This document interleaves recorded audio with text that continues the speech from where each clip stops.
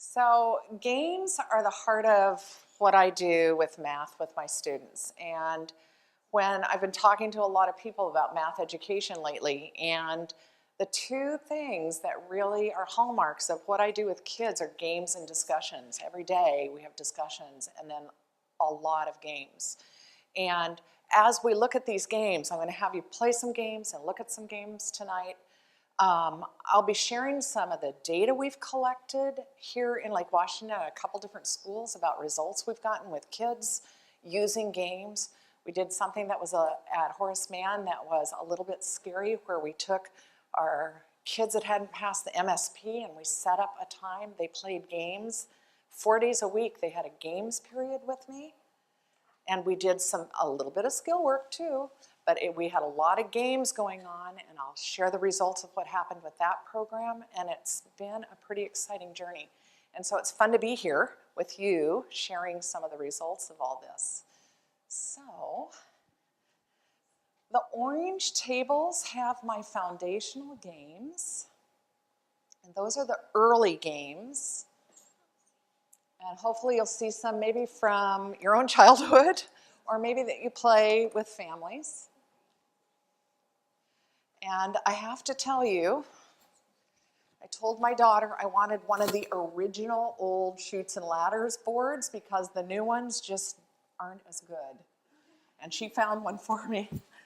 But I'd like to know, when kids are playing this before they even come to school, what do they learn?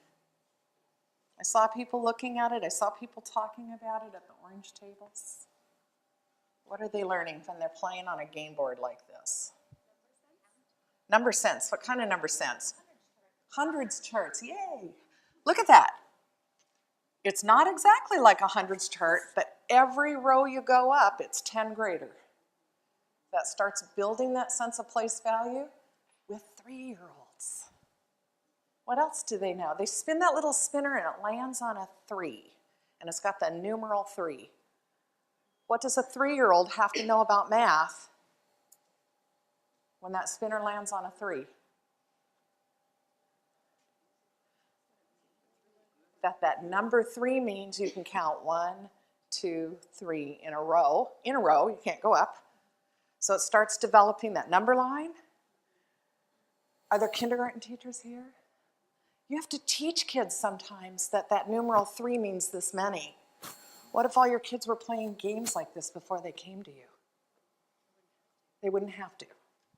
I started thinking about this when I was the math trainer here at this district, and I started thinking, how come the 4 of us kids all went into jobs that had math as part of it? Because there are no math genes. And it had to be something about environment. And I started thinking about the games my mom and dad played with us since we were little kids. And math was a game. Math was a puzzle at our house. And so when we had free time, my dad would play games with us. And so that was highly engaging for us as kids, and we all played a lot of games. So when we started school, our kindergarten teacher, our first grade teachers helped formalize those math ideas, but we already had the foundational work because we'd been playing these games since we were little kids. And think about what would happen if all your little kids were playing these games before they even came to you. So I started looking at how can you recreate it, since a lot of our kids aren't playing board games.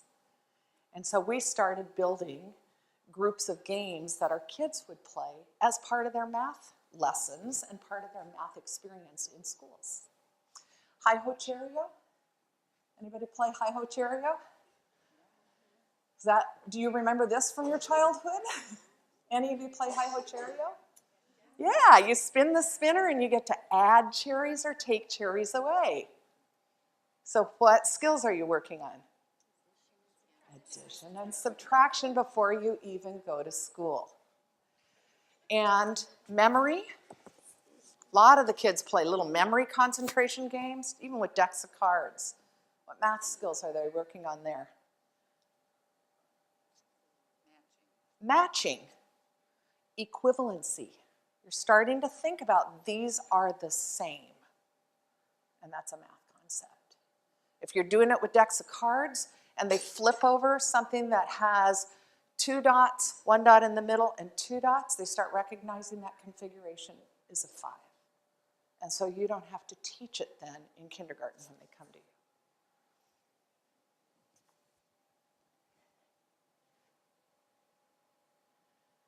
So it was interesting. I've tried to give a citation where I've looked at research, but they've actually looked at a significant improvement in children's performance with the use of linear board games.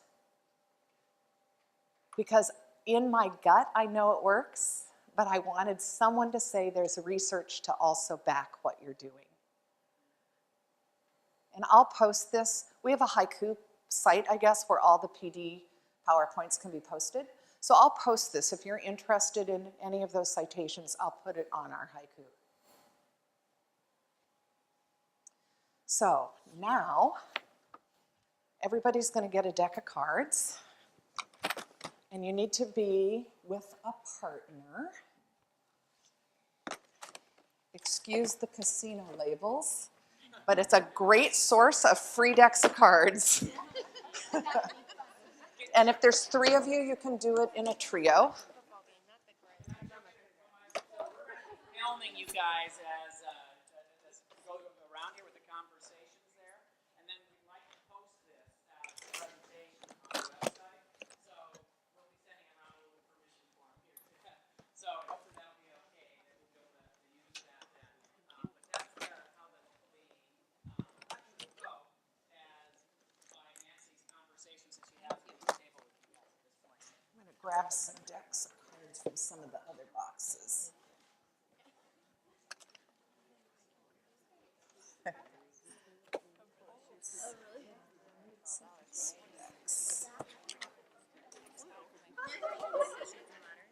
So if you would take your deck of cards, and if there's 2 of you playing, just break it in half.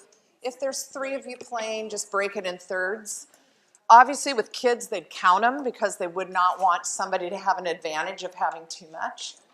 But we're not going to play whole games. We're just going to model something. So just break them in half. And we're going to play a couple hands of the classic game of war. So do you want me to go through the directions for war? You flip over a card at the same time, and the person who has the biggest number gets the pair. If they are the same, you lay 3 cards face down and a 4th card up. So if you have a war, the cards are the same. If you win that war, you get a whole bunch of cards. Ace is low, because when you do this with kids, you want that 1 to be a 1, because you're doing this for math, not because you're gambling, and you want it to be an 11. So you will have the ace be 1, and you might want to take out the face cards if you're doing it with younger kids, but with older kids, you could leave the face cards in, and I'll show you why in a little bit. Just play a couple little hands of war there.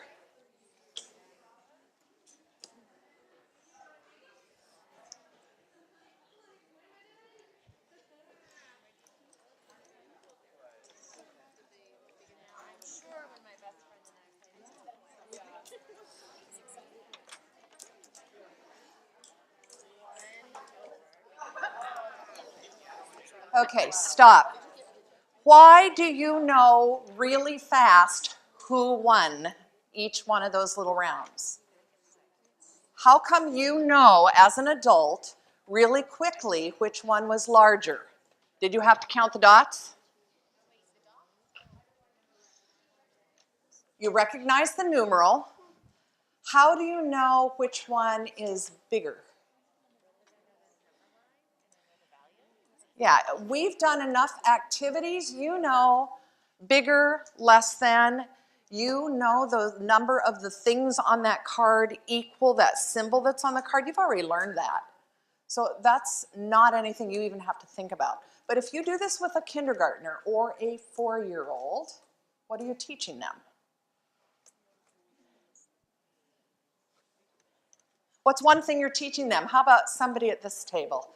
I'm using my high access strategies I use in my classroom where I'm not waiting for hands. The values of the symbols.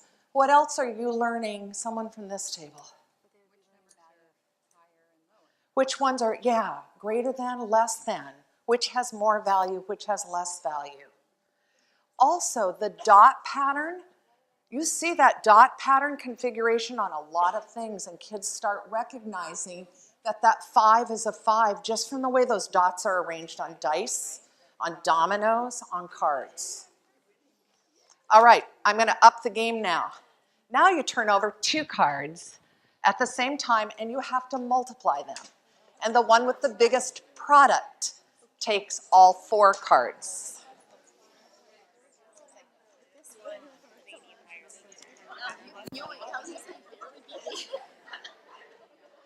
Wow, if you get a king, you have to multiply it by 13.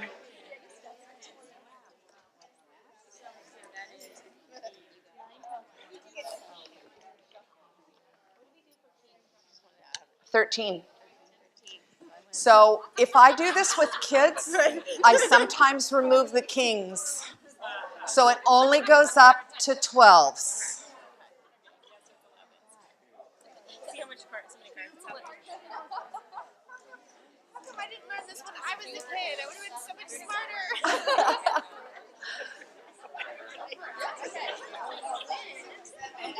Okay, stop.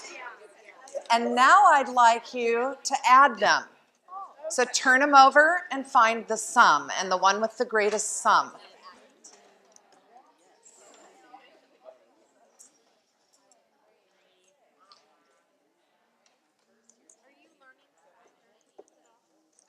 So struggling students can do this because if they need to count the dots, the symbols, they can.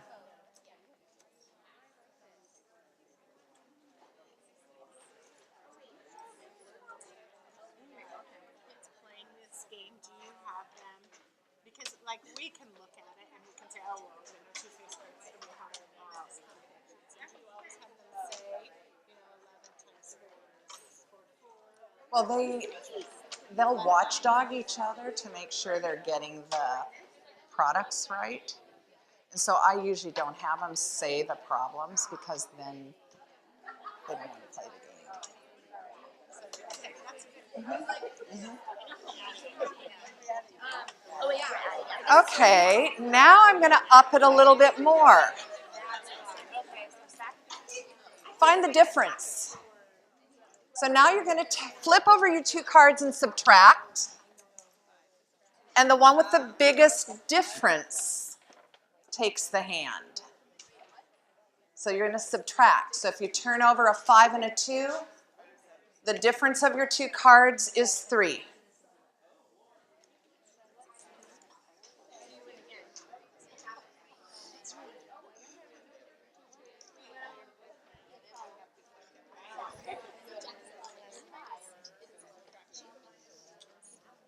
Okay, I'm going to have you stop for a sec.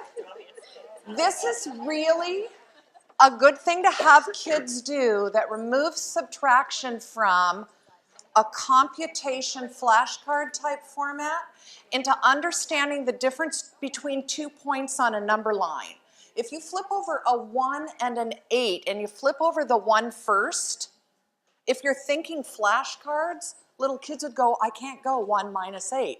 But if you flip over a 1 and an 8 and you think about it on a number line, there's 7 in between. It's a difference of 7.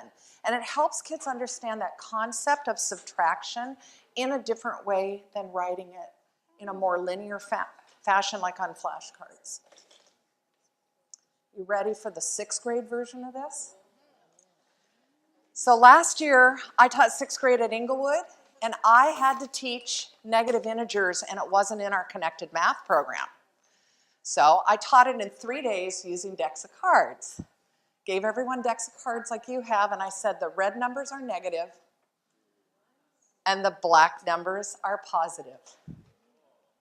And so we sat and we looked at, I had to do a little mini lesson, and we drew a little number line up on the board, and we looked at the bigger the number is in red, it's actually smaller. And we talked about temperature. So if you're 13 degrees below zero, it's colder than if you're 1 degrees above zero or below zero. So that they could see that the more negative it got, the smaller the temperature. So the smaller the value of the number. Because they have to understand that if they're going to play war, because the bigger value wins the card. We spent one math period playing this. They all had number lines on their desk. My kids nailed the negative integers on the MSP. In fact, at the end of 3 days, they were wanting to do, let's add them. And we didn't even have to teach that, but they wanted to tackle that. So it's a very cool way to teach a lot of stuff about numbers. And all it takes is a deck of cards. Donated free from the casino. Okay, if you would get your cards, I'm going to have you put them back in the box.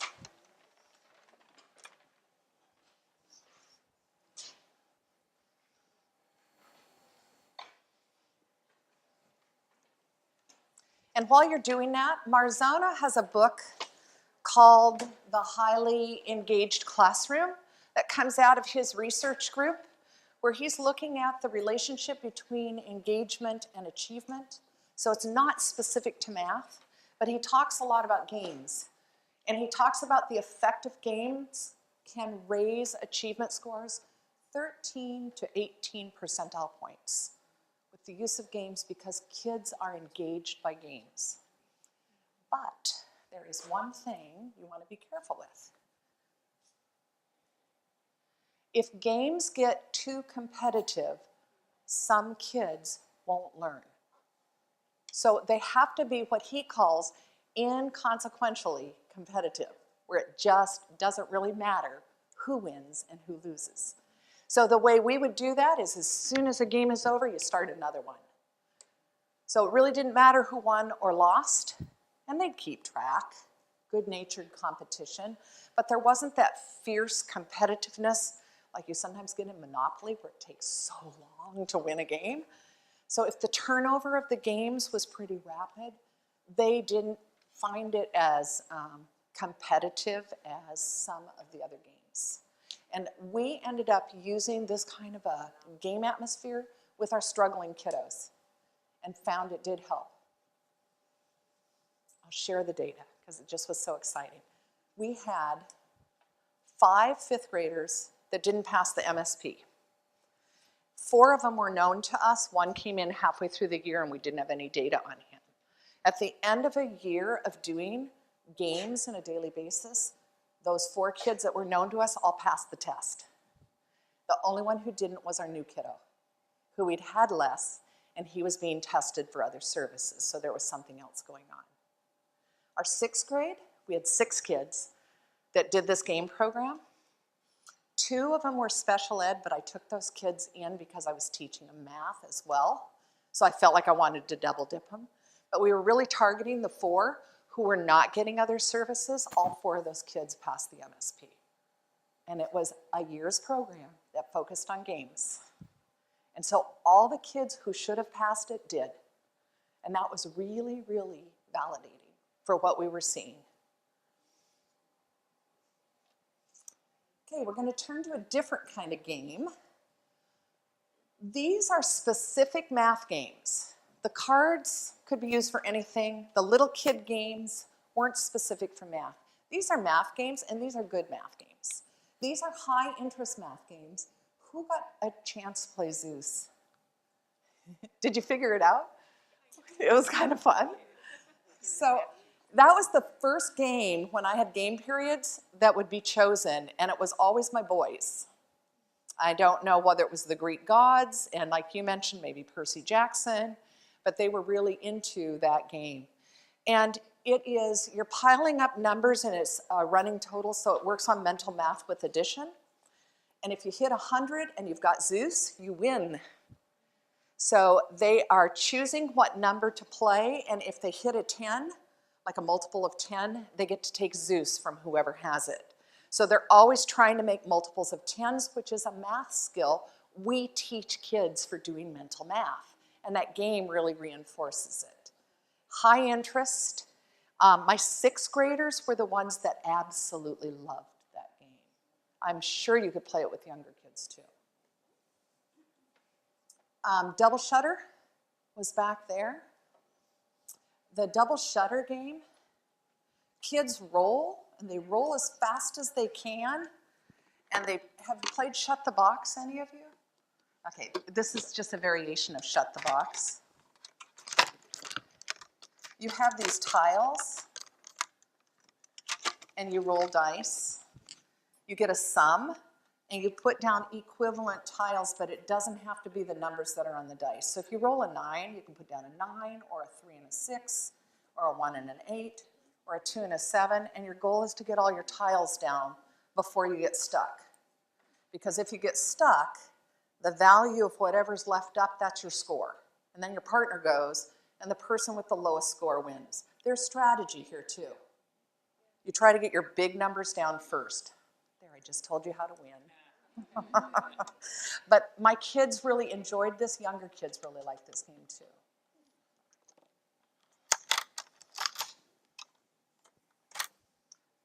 Who used Quick Picks? What did you think of it? Yeah, it was good. Yeah. You've got 2 cards. You can see the different kinds of cards up there on the picture. You've got cards that give you, this is the addition and subtraction one that's up there. There's a multiplication and division one too. And so there are cards that have math problems, and then there's cards that have 2 answers.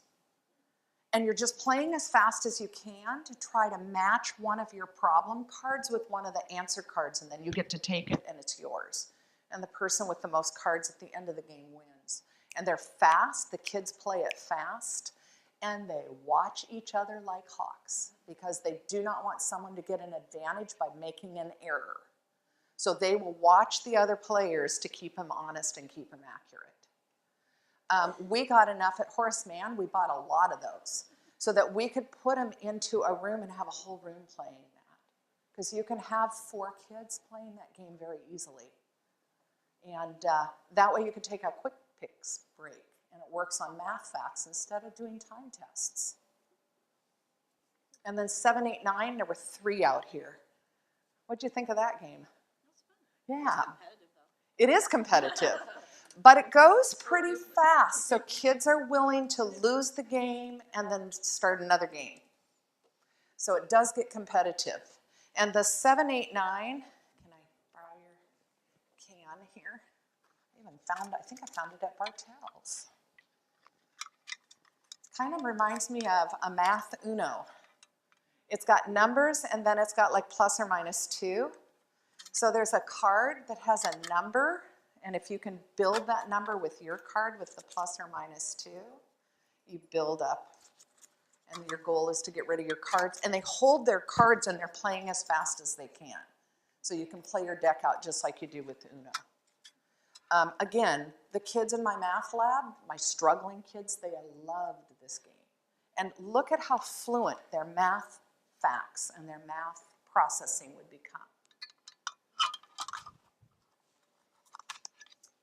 And then I had intended to bring set, but it didn't get in my bag. Have you used set?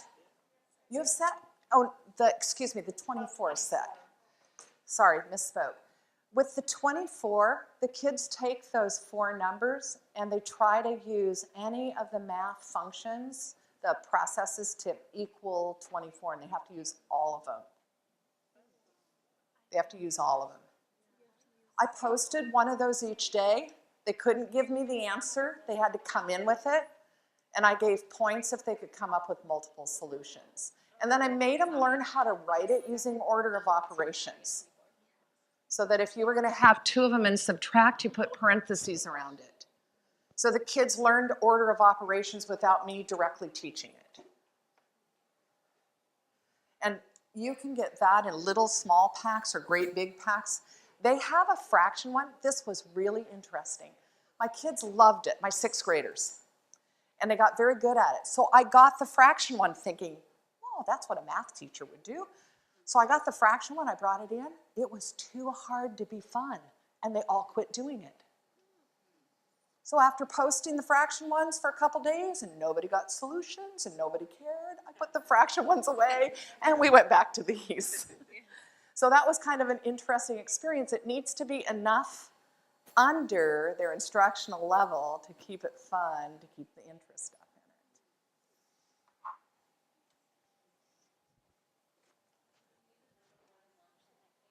it. You cannot. So like, look at that setup there. Anyone see a 24?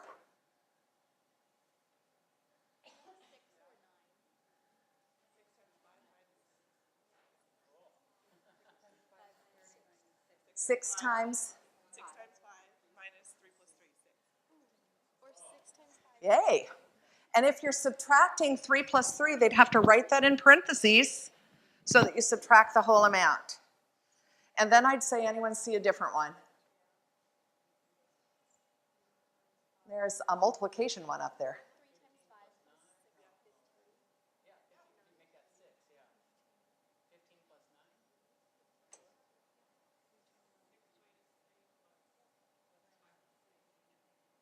6 minus 3 times 6 times. Right. Yes. So you get the 3 times the 8. And then I'd say, anyone see another one? We found one of those cards, we found 7 answers on one. So I don't let my kids stop, and that's what promotes that fluency and that thinking about number concepts. Can you see how these build fluency?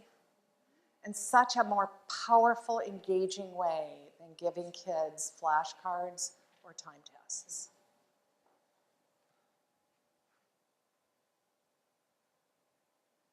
So again, out of Marzano's book, that's that idea of inconsequential competition. And it has to stay at that level in order to be effective. And they talk about games being situationally interesting. Just the element of it being in a game format makes kids interested. Now these are my favorites. So there were a lot of strategy games around. The strategy game, The Corridor, with the mice, was at this back table. Did you get a handle on that game? Is it kind of fun? It was kind of fun. So this game, the mouse tries to go across the board to get the cheese. You can move one square, or you can block the player with one of the yellow fences. So you have to choose whether you're going to move yours or whether you're going to do something to the other player for your turn. So that involves having to strategize, because sometimes you can block another player in a way that they're going to have to go back 4 or 5 spaces, so it's really worth putting one of those blockades up. Other times it's not. So it's interesting to watch kids as they start playing this. There's no strategy at the beginning. But then they get pretty good at figuring out how to make these convoluted maze type things where the other person can still get out. You can't box them in a square, not allowed. But they figure out ways that they can make someone have to go all the way back around. And then it makes it so they can win. Plus there's something about the mouse and the cheese. They really liked it, including the older kids. Because I did these with 6th graders. The year that we did the games fair for Horace Mann with these, I was teaching 6th grade, and we learned all of these in the 6th grade classes, and they enjoyed even the ones that seem a little bit young, like the goblet one. Gobbler's Goblet, is that around? There is an adult version of this, but I have to tell you, I bought the kid version because I liked it better. The adult version just has cups that cover other ones. It doesn't have the faces. And so this is like a tic-tac-toe, but the thing is it's like the little Russian dolls that fit inside each other, so you can cover up another person's piece and take over that square. So it becomes strategy, but the part that gets interesting then is if you decide you're going to move it, you have to lift it up, and once you touch it, you can't go back. Because sometimes when you lift it up, oops, the other person's got a piece under there, and then they get the square and they win. So you have to kind of remember what's underneath your pieces.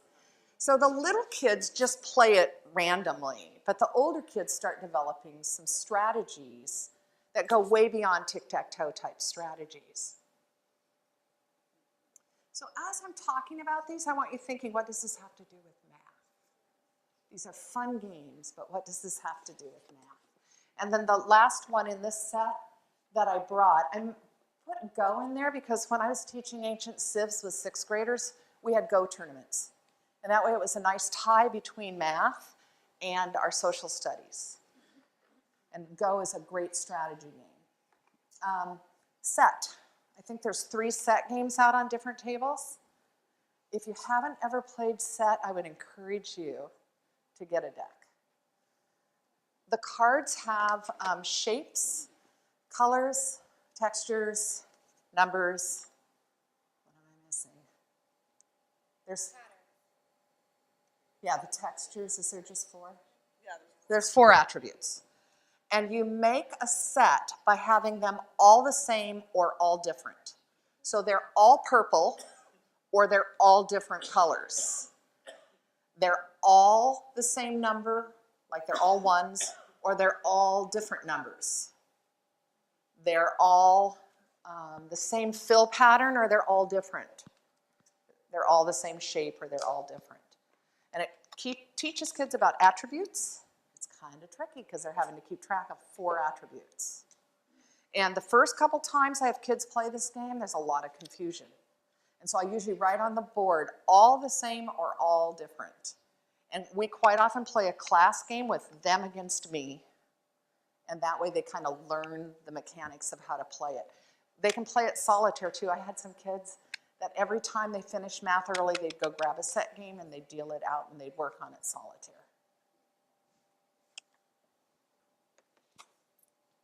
So here's the question.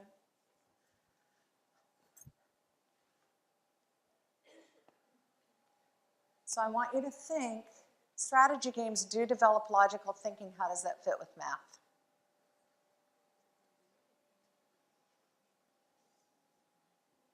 In our gut, we know it does, but I want to know why. Anyone feeling brave? logical thinking is step by step. It's like an algorithm. So I think it's important that they know that once they got the first step, there's another logical step to go next. Okay. And sequencing. And I'm going to restate what you said so that it gets picked up on the mic. Okay. So she said logical thinking goes step by step. So it teaches kids that once you get the first step, there's another step that comes after it. Yes, that's a part of it. What else?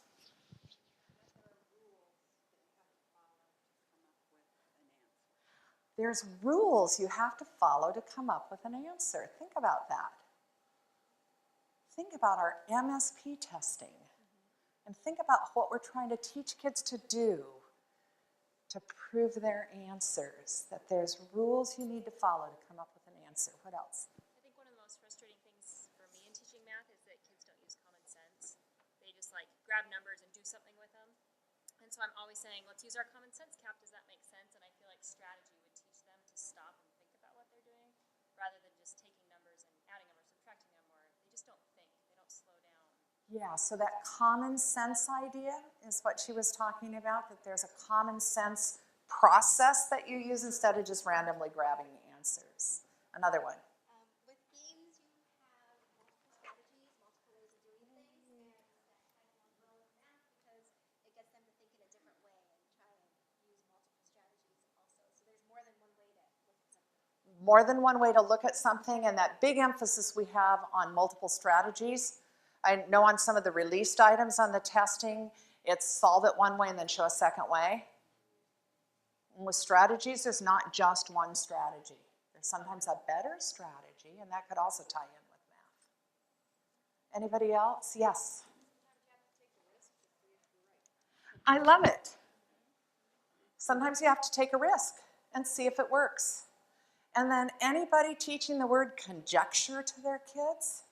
It's math vocab. I know we had to teach that in 6th. I didn't know if it went down into younger grades.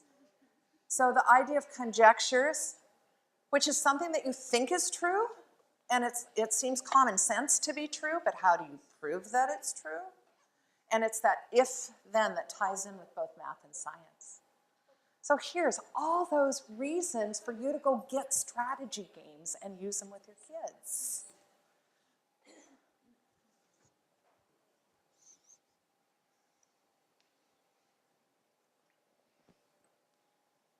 I thought this was interesting. I was out looking at authorities in math, and this person is the chair of the Department of Mathematics, and he was saying no conjecture in mathematics is considered fact until it's been logically proven. So helping kids understand, I was always saying to my kids, what's your evidence? How do you know that is the answer?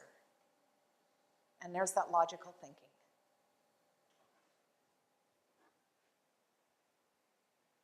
Okay, this is the hardest one to connect to math.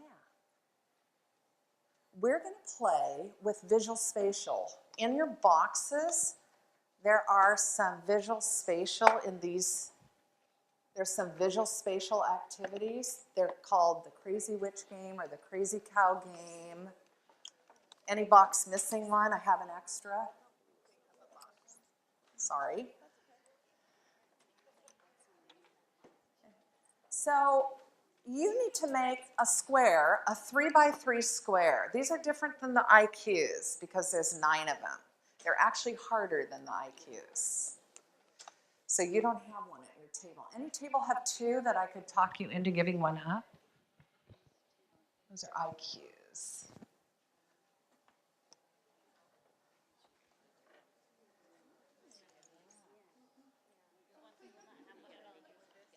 Yeah, could I borrow that? Thank you, because I have a table without one. I'd like you to look at, this is different. This is going to be harder than these. Yeah, because it's 9 instead of 8. Those have 8. And they're actually easier to solve. I know. Oh, please don't make it harder.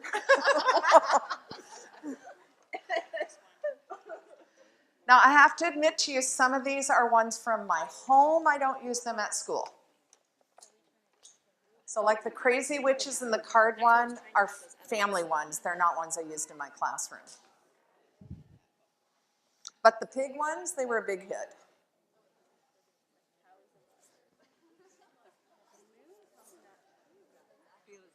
So I want you thinking, how does this tie in with math? Because you can't just play games.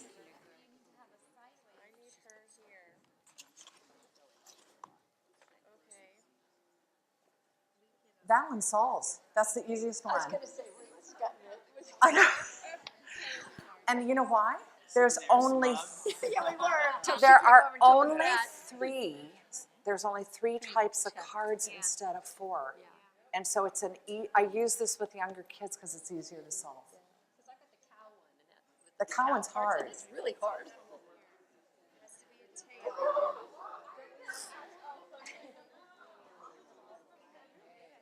So I'm going to tell you a story while you're doing this. My kids get their names on the covers of these boxes when they solve it. And so if they can solve one, I write their name and the date. And so they can see dates that go back to the 1980s with my first Quest class here in this district. And they're quite impressed at how old I must be as well as how old those students are.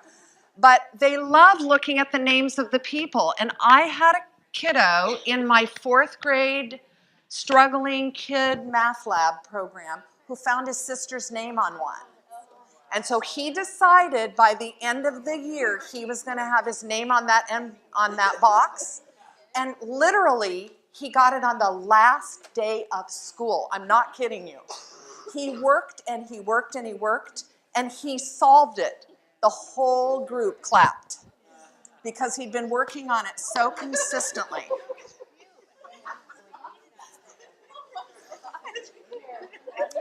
So, proximity. So maybe the cows need to be taken away.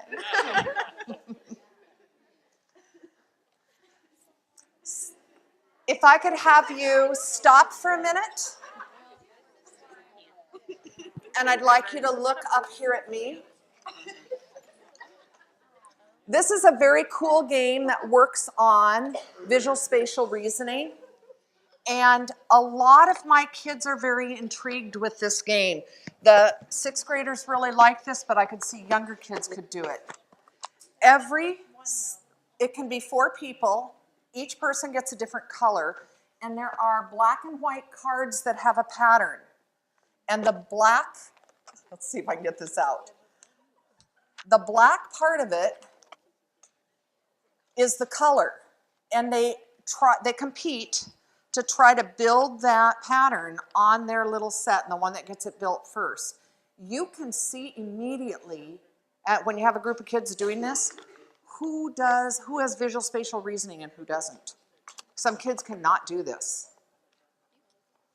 So this is a different type of game that works on the same kind of skills as these crazy pigs and the crazy witch Would this games. one work better if it wasn't competitive?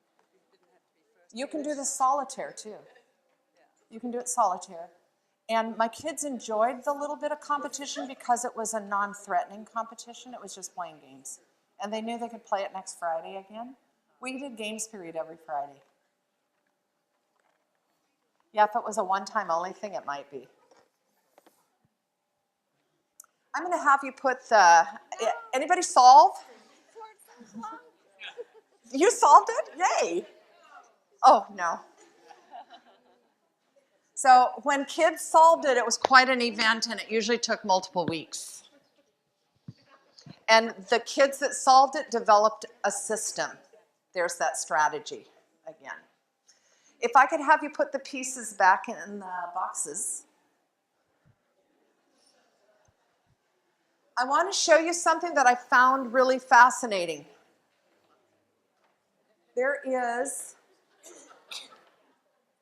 This is brand new research, 2014, and it comes out of Michigan State University. They did spatial reasoning training with groups of kids, and then they measured achievement in addition and subtraction, and the kids that had the spatial reasoning training made significant growth in addition and subtraction. And in this paper that they wrote, they mentioned that there are other studies that show a correlation between spatial reasoning and improvement in achievement in math, but they believed, and I haven't done the research to say it's true, they are stating that theirs is one of the first studies to show it's a causal relationship, that if you train kids in spatial reasoning, their math computation improves. And I found that fascinating. And it's brand new. It'll be interesting to see follow-up studies if it can be verified. But my gut is, kids that do well on this and like to do this, they do better with math thinking. And it's playful, and it's fun, and it's challenging. And think about geometry. When they get into upper grades with transformational geometry and they need to rotate shapes, transform positions of things, that's your visual spatial reasoning. But I like this because it was computation related. And that's kind of cool for us because that's the name of our game.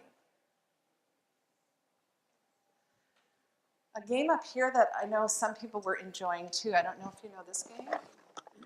It kind of reminds me of a set a little bit, the set game, because it's different attributes, colors and shapes, and you can build, it's tiles, and you build from the tiles in your hand, you build on the board, and your goal is to get rid of your tiles. So it's kind of like dominoes, but there's different rules to it, and it's kind of convoluted because you can play in different spaces, and the kids have to really do a lot of thinking about all the same shape but all different colors, and so what pieces will fit where. So it reminds me of set, same thing.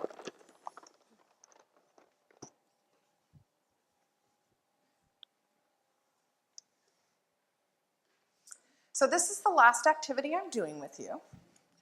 In your bins, there are little baggies that have 7 colored chips, and every 2 people need one of these. And I have extras if for the tables that don't have bins.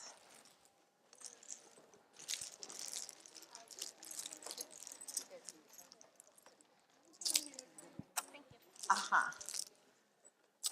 Can I get your extra set? Thank you. Thank you. So if you have an odd number of people, this really is only a 2-person game, so you can observe or you could find a person at another table who doesn't have a partner. It's late enough you may just want to observe, and that's fun. This is a basic strategy game. It's a variation of a game called NIM. Here's the rules. You decide who goes first. I usually tell my kids rock, paper, scissors. We use that so there's no argument. Take turns. You may remove 1 or 2 chips on your turn. It's your choice. But the winner is the person who takes the last chip. So you want to be the person who takes the last chip off the table. Okay, so you can take 1 or 2 on your turn, your choice. And your goal is to be the one who takes the last chip. I am not going to tell you any strategies. I want you to figure out the strategy is how can you win this game? Go ahead and go.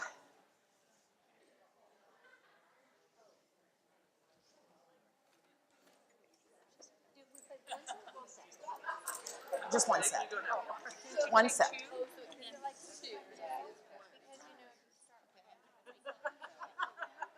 On the last one, it can only be 1 chip, right? Well, it doesn't say. It just says take the last chip. Oh, So, yeah, probably, yeah. Yeah. Let's just say it's just 1 chip. Yeah. Let's just say it's 1. Take 1 or 2. You might want to be the last one. So let's have it be, if you take the last chip, there can only be 1 chip left. Yeah. You take the last.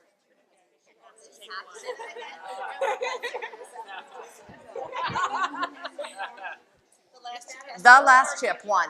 So if you regular rule or I don't know. I just made it up. Because I think you can figure out a specific strategy, and that's what I'm looking for. So I just made that variation. Hey, you're the teacher. You can decide what rules you want them to play by, right? I start with 1. Let's try it. So I start with 2.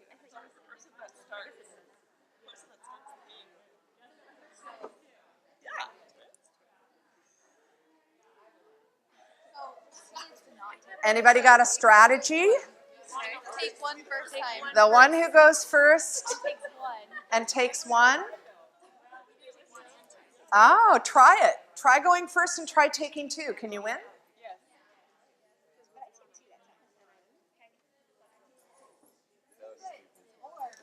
So take 1 and then you win. I just won before and you still ended up winning. Can you just take 1 last turn? So what we were talking about back there is if you say you on the last turn there has to be 1 left, it really forces kids to learn a strategy. Otherwise it gets a little... So the strategy is to be the one who goes first. Interesting. Hey.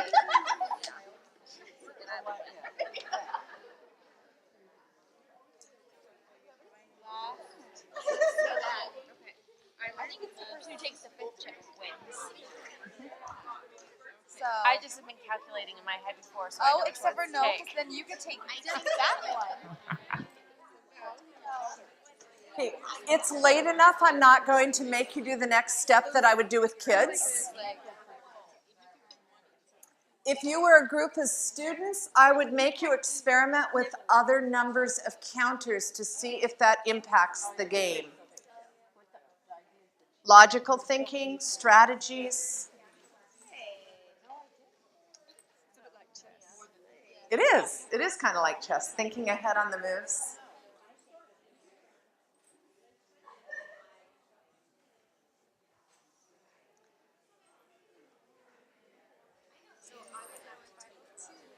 So I'm going to wind up.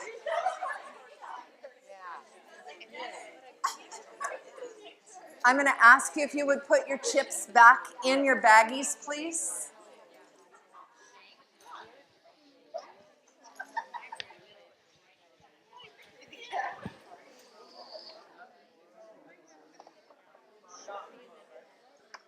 Are those the handouts?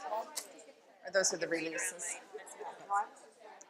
So, ladies and gentlemen, to conclude, as I was looking at why do I use games, to me they're foundational. And I tried to bring that out on the temps that are on your tables. They're engaging for kids. They make math approachable for kids. And they have been proven to increase achievement in mathematics. And when you look at all those things, I don't see any reason to not use games. And so my question to you that I want to leave you with is, why aren't we being more playful with the way we're teaching math? You are the instructional experts. And in this day of Common Core, and in this day of assessments, that's measuring the what, but teaching the how, that's up to us.